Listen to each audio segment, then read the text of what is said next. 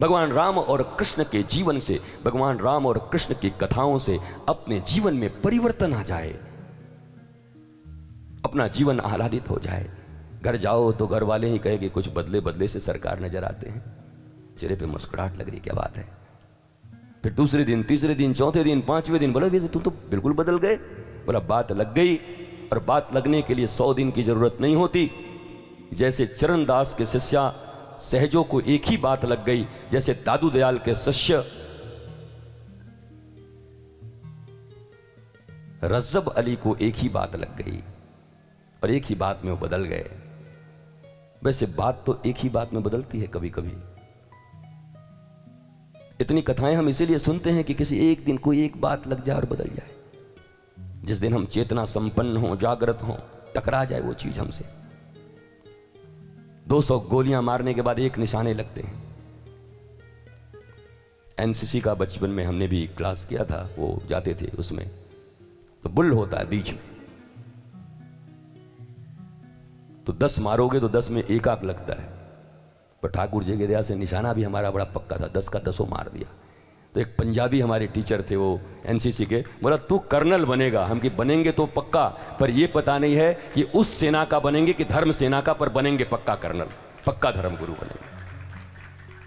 बड़े अच्छे, हमारा बड़ा मान वर्धन किया था सरदार जी ने, और उन्होंने कहा बेटा तू बहुत पक्का तुम आगे बढ़ेगा, तेरी निशाना बहुत पक्का है। तो एक साधे सब सधे, निशाना जहां है वहां पर है। जीवन का लक्ष्य भी एक ही होना चाहिए, ज्ञान, नॉलेज। नॉलेज के सिवा कोई कुछ नहीं कर सकता। भगवान कृष्ण से पूछा गया कि इस दुनिया में सबसे पवित्र तुम किसको मानते हो? स्नान करने वाले को 5 बार,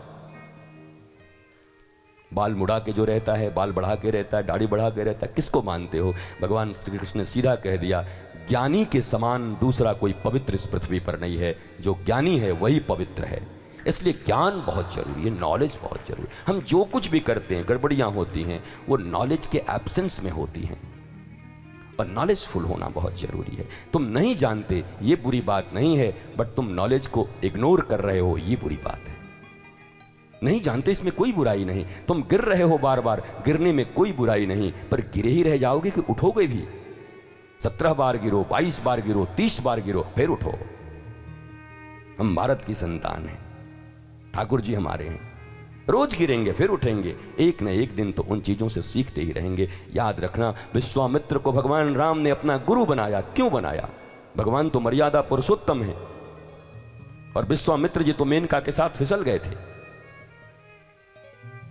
विश्वामित्र मेनका के साथ फिसल गए। शकुंतला नाम की बेटी हुई, शकुंतला और दुष्यंत का विवाह हुआ।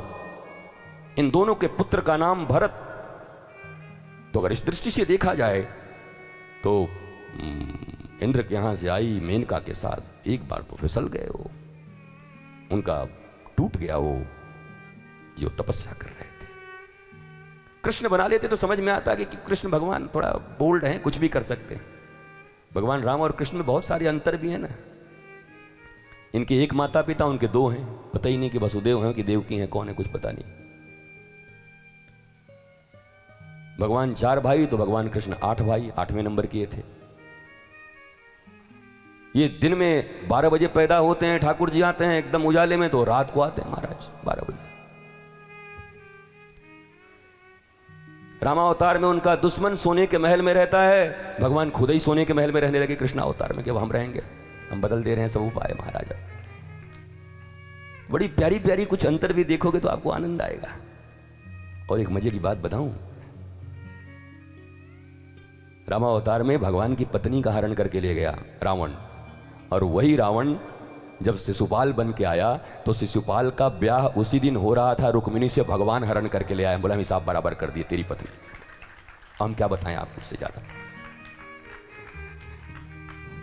मतलब ये भी हिसाब हम बराबर कर दे रहे हैं, तो चिंता मत कर, हम तेरी पत्नी ले आएंगे महाराज उठा के। विवाह हुआ नहीं था, होने ही वाला था शाम को। ठाकुर जी जाके उमा मंदिर से उठा के ले आए, क्योंकि रुक्मिणी जी ने पत्र लिखा था।